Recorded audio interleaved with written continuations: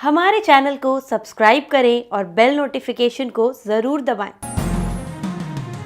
ज्योतिष रत्न केंद्र चैनल में हमारे आप सभी प्रिय दर्शकगणों का बहुत बहुत हार्दिक स्वागत और अभिनंदन।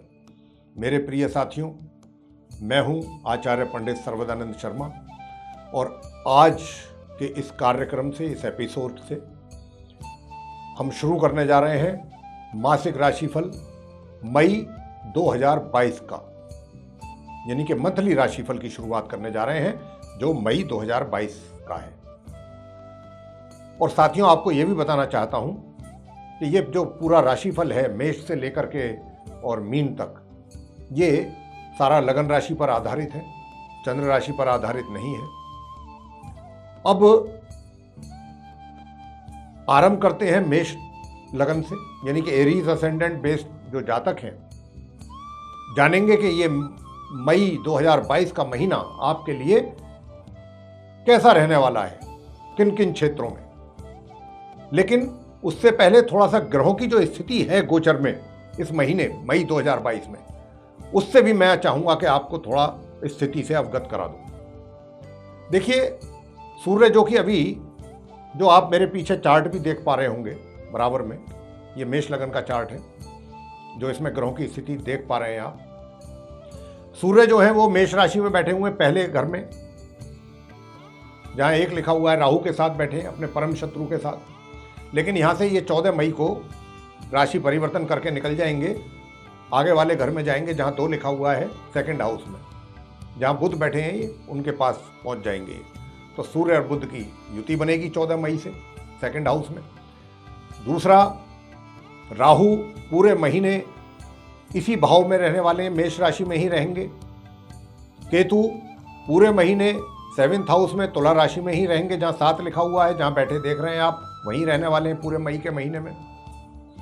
और बुध, जैसा मैंने कहा कि सूर्य 14 तारीख से उनका बुध का साथ बनेगा सेकंड हाउस में, जहां 2 लिखा हुआ है। बुध पहले से ही विराजमान है वहां, लेकिन बुध जो है वो 10 तारीख को रेट्रोग्रेड होंगे, वक्री हो जाएंगे, चाल उल्टी चलना उनका आरंभ हो जाएगा। और 13 तारीख को ये अस्त हो जाएंगे वक्री होने के बाद, 13 तारीख को। और 30 तारीख को जाकर के ये वक्री हालत में ही उदय होंगे। ये बुध की स्थिति रहेगी। लेकिन बुध जो है पूरे महीने रहेंगे ये सेकंड हाउस में ही, जहां पर 2 लिखा हुआ है, जहां आप इनको बैठा देख रहे हैं, उसी घर में रहेंगे। अब बात कर लेते हैं गुरु बृहस्पति की। गुरु बृहस्पति बैठे हैं 12th हाउस में आपके चार्ट में, जहां 12 लिखा हुआ है, अपने ही घर में बैठे हैं, अपनी राशि में बैठे हैं, मीन राशि में। और ये पूरे महीने इसी घर में, इसी राशि में बैठे रहेंगे, मार्गी और उदय अवस्था में। शुक्र भी इनके साथ बैठे हुए हैं, माह के आरंभ से ही गुरु के साथ युति बनी हुई है। गुरु और शुक्र एक साथ आप देख रहे हैं। लेकिन शुक्र जो है वो यहाँ से 23 मई को निकलेंगे और निकल करके जाएंगे मेष राशि में, अपने परम मित्र राहु के साथ जाकर के युति बनाएंगे, जहां राहु बैठे हुए हैं। अब बात कर लेते हैं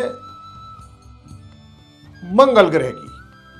देखिए, मंगल ग्रह जो हैं, जो अभी शनि के साथ कुंभ राशि में बैठे हुए हैं 11th हाउस में, चार्ट में भी आप देख पा रहे होंगे। लेकिन 17 मई को मंगल यहां से कुंभ राशि से, अपनी शत्रु राशि से, अपने शत्रु के घर से निकल जाएंगे। और कहां जाएंगे? गुरु के घर में जाएंगे, मीन राशि में जाएंगे, जहां गुरु बैठे हुए हैं। उनको मिलेगा वहां पर, जब पहुंचेंगे 17 मई को, गुरु और शुक्र का साथ। लेकिन शुक्र मैंने कहा 23 तारीख को वहां से निकल जाएंगे, लगभग 6-7 दिन ही मंगल का उनका साथ रहेगा, शुक्र का। लेकिन गुरु और मंगल का साथ जो है वो 17 मई से और माह के अंत तक बना रहेगा। अब बात करते हैं अंत में शनिदेव की। शनिदेव अपने ही घर में बैठे हैं, अपनी राशि में बैठे हैं, कुंभ राशि में, जहां 11 लिखा हुआ है, जहां बैठा हुआ उनको देख रहे हैं बैठे हुए। लेकिन शनि मार्गी और उदय अवस्था में पूरे महीने मई के इसी अपने राशि में, इसी घर में विराजमान रहेंगे। तो यह स्थिति रहेगी ग्रहों की गोचर में।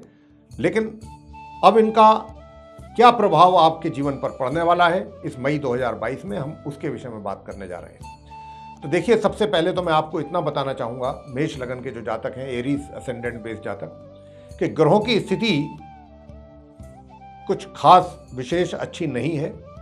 तो ये आप मेष लगन के जो जातक हैं उनको अलग अलग क्षेत्रों में परेशानियों का सामना करना पड़ सकता है।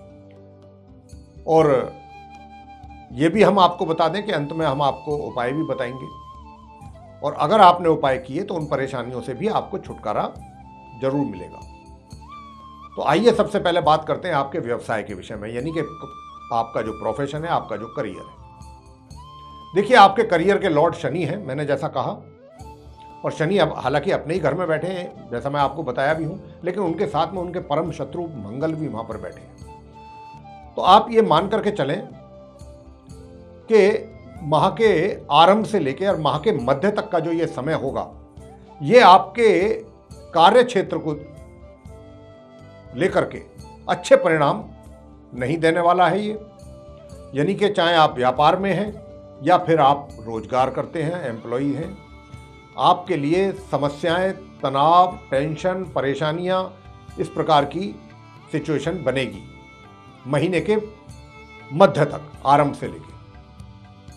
लेकिन आपको घबराना नहीं है, परिस्थितियां बदलेंगी भी। हाँ, वो जरूर है कि पहले 15 दिन, 16-17 दिन ये आपके परेशानियों में निकलेंगे। दिमागी तौर पर भी आपको टेंशन रहेंगी।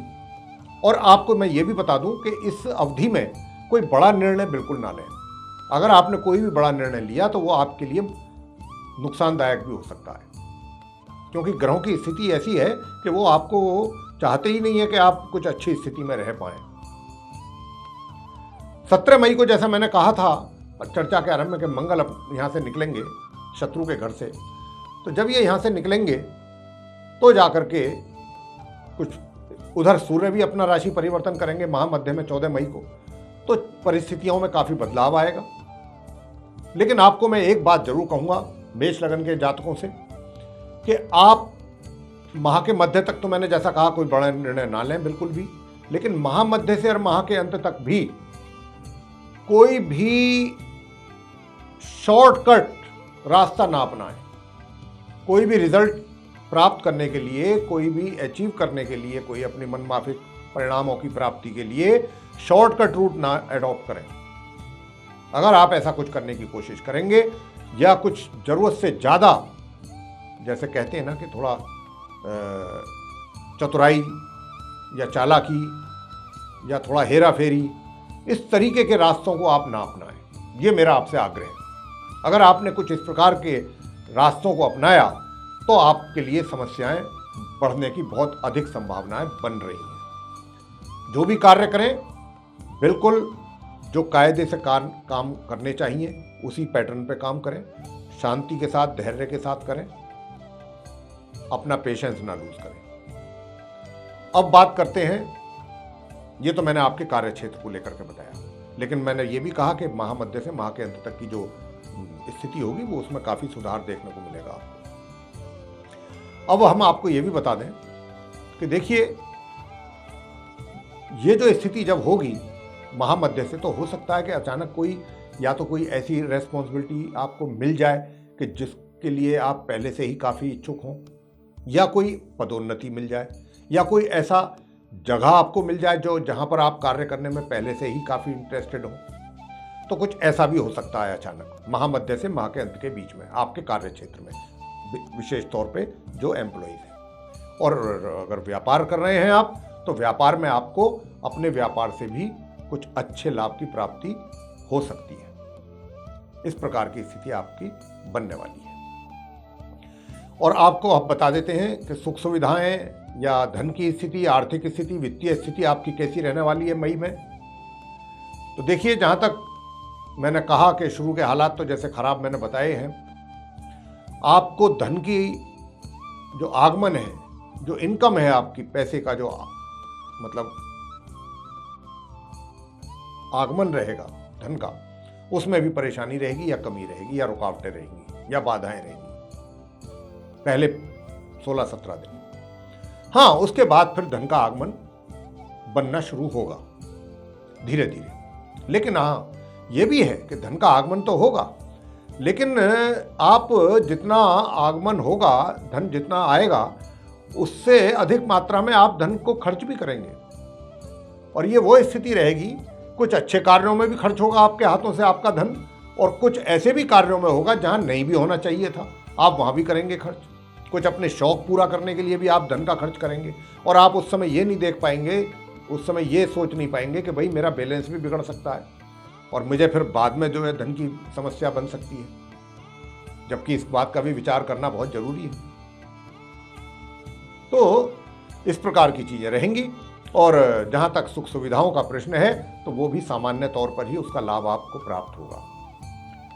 अब जो मार्केटिंग से रिलेटेड लोग हैं या जिनका बोलने का काम है या जो मोटिवेशनल स्पीकर्स हैं या और भी जिनको अपनी टंग यूज करनी पड़ती है, उनके लिए माह मध्य से माह के अंत का समय जो है, जहां भी वो बात करेंगे, डील करेंगे जिन कस्टमर्स के साथ, क्लाइंट्स के साथ, उनको उसमें सफलता प्राप्त होगी।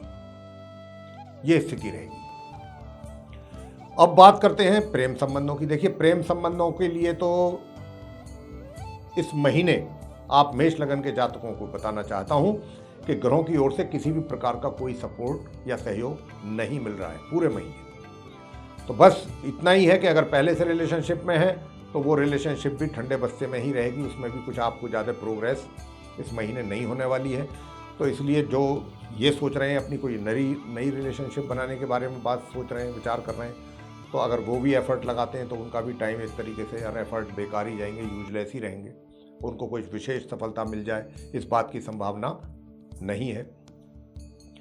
आगे बात करते हैं वैवाहिक संबंधों की। तो देखिए, वैवाहिक संबंध तो ऐसा है कि माह के आरंभ से और माह के मध्य तक, बल्कि माह के उत्तरार्ध तक, 23 मई तक कहूँगा मैं तो, 23 मई तक, ये ऐसा है कि आपको बहुत सोच समझ करके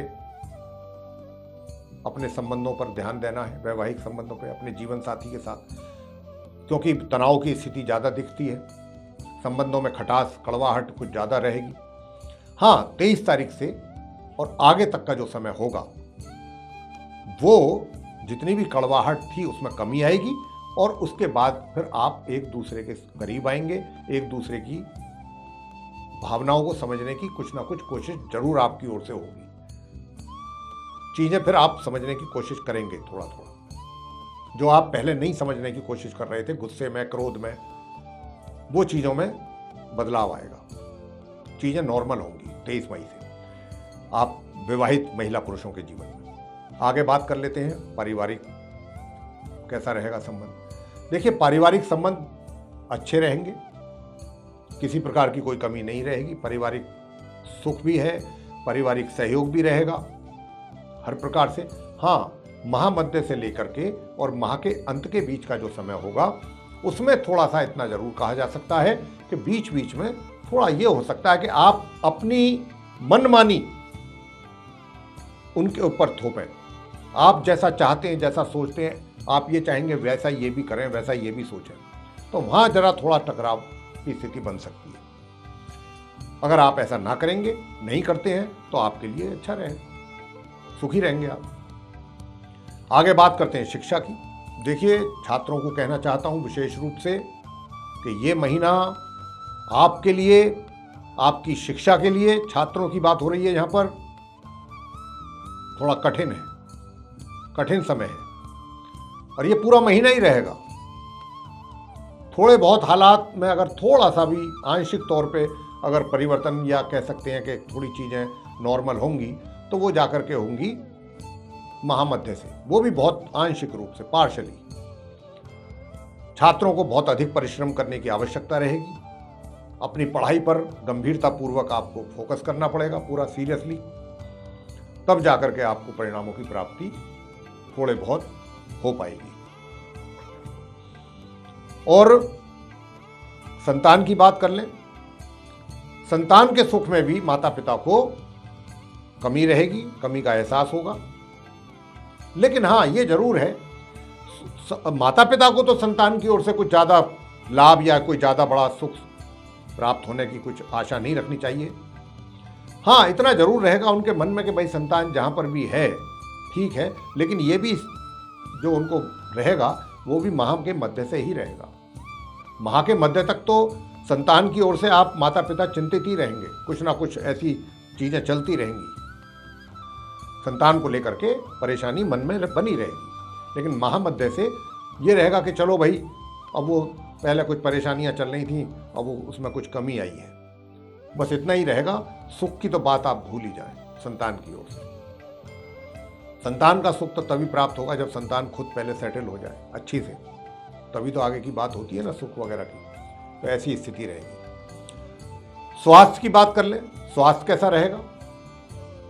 देखिए, जहां तक स्वास्थ्य का सवाल है, स्वास्थ्य तो अच्छा रहेगा, लेकिन 13 तारीख से और 30 तारीख तक के जो बीच का समय है, इसमें थोड़ी प्रॉब्लम्स जो हैं शारीरिक उठ सकती हैं, जो आपके लिए थोड़ा सा परेशानी का कारण बन सकती है। हालांकि ये प्रॉब्लम्स जो होंगी मतलब टेम्परेरी होंगी। ये अगर शारीरिक कोई समस्या बनती भी है तो क्या होगा कि वो तुरंत ही जल्दी ही उसका उपचार अगर आपने कर लिया तो वो दूर भी हो जाएगी। इस प्रकार की शारीरिक समस्याएं रहेंगी छोटी मोटी, ज़्यादा कोई विशेष प्रॉब्लम नहीं रहेगी स्वास्थ्य को लेकर के।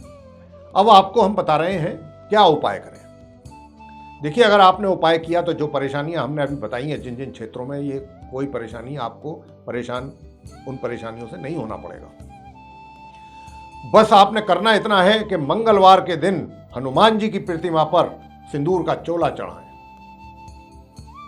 और चांदी के बरत, और वहां पर मीठे का प्रसाद चढ़ाएं, सरसों के तेल का दीपक जलाएं और हनुमान स्तोत्र का बैठ करके करें पाठ।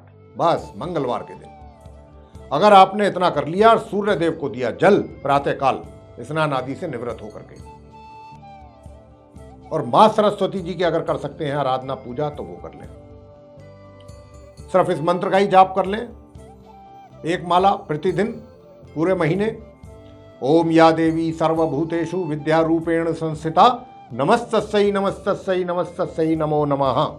बस ये मंत्र का जाप कर लें, मां सरस्वती जी की पूजा करते रहें। एक मैंने बताया मां सरस्वती जी के मंत्र का उच्चारण, दूसरा सुबह सूर्य देव को जल स्नान आदि से निवृत्त होकर, और मंगलवार के दिन चोला। देखिए, कष्ट आपके ऐसे उड़ जाएंगे। पूरा महीना आपका बहुत अच्छा निकल जाएगा, परेशानियों से निजात मिलेगी।